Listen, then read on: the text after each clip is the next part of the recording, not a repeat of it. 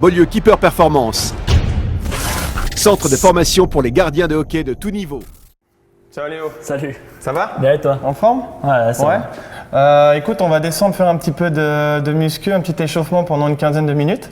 Et puis après, on va remonter ici, tu te changeras. Et puis on partira pour l'entraînement sur glace d'une grosse demi-heure. Ça Ok, marche? on fait comme ça. Tu es Ouais. avec moi? On y va.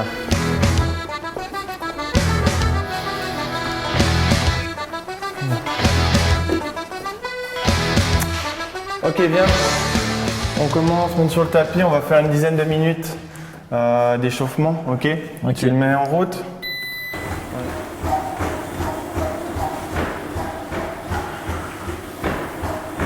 Ok Léo, maintenant qu'on a fini le tapis, on va commencer un petit peu avec les échelles, puis tu vas me faire 2-3 pas d'accélération, ok? Juste pour travailler les jambes, ta mobilité, ok? La vitesse des pieds, donc on y va, ok?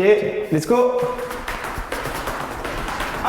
Un gardien qui vient en salle de musculation, puis qui travaille sur du fitness, puis qui lève des poids, c'est pas le but. Le but, c'est vraiment de travailler spécifique et puis d'adapter le travail physique aux besoins des gardiens. C'est-à-dire que nous, on a des besoins d'aller chercher de la vitesse, d'aller chercher des rotations, des angles.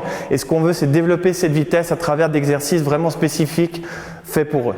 Donc c'est dans cette optique-là qu'on travaille ici, qu'on a fait cette salle de sport, de dire voilà, on veut un exercice pour développer ça et un exercice pour les pieds, pour les jambes, etc. Et c'est là où on est arrivé avec travailler avec des élastiques, travailler avec des échelles et différents types d'instruments. Parce que sans échauffement, un étirement du muscle, c'est vite arrivé. Ou bien même se claquer ou se déchirer un muscle ou bien l'adducteur, ça peut nous coûter une saison si c'est grave. Et un échauffement, ça prend 20 minutes ou 30 minutes maximum. Et ça nous évite de passer une saison sur le banc.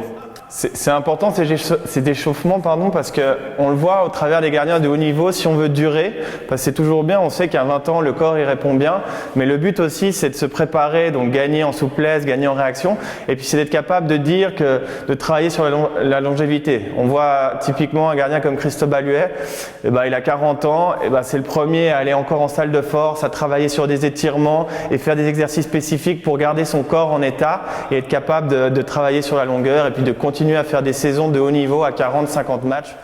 Ok, on y va Léo, on a fini l'échauffement, vas-y. Puis tu vas aller te préparer pour aller à l'entraînement sur glace.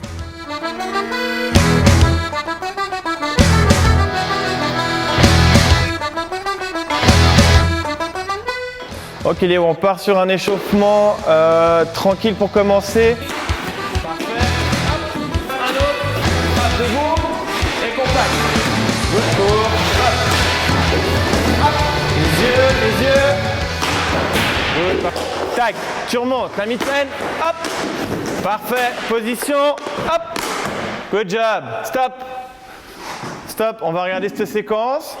Parfait, bonne rotation. Est-ce que, Léo, j'ai une question. Oui. Est-ce que sur ces rotations-là, il y a un côté, tu te sens plus à l'aise que l'autre? Ouais, le truc c'est que la rotation elle va bien, mais c'est le retour au poteau. Je me sens bloqué avec du côté plaque. De ce côté? Ouais, je suis moins à l'aise. T'as le patin très en avant déjà. Hein. T'as remarqué, là, regarde où tu pousses. Ah ouais, Il devrait être un peu plus à l'intérieur. Hein. Là, tu es hyper loin, tu es au niveau du talon. Tu devrais être au niveau de l'avant, là. Ok. Essaie de penser ta rotation toujours, mais à ton arrivée au poteau, d'arriver avec ton pied comme il faut. Clac, puis oublie pas, avant de repartir, tu pivotes les épaules et ensuite tu sors. Vraiment, le vrai gros plus, c'est que le gardien, il peut se voir. C'est-à-dire que nous, quand on travaille sur la glace, puis qu'on arrive pour corriger, on va lui dire, écoute, voilà, fais attention à ça, fais attention à ça.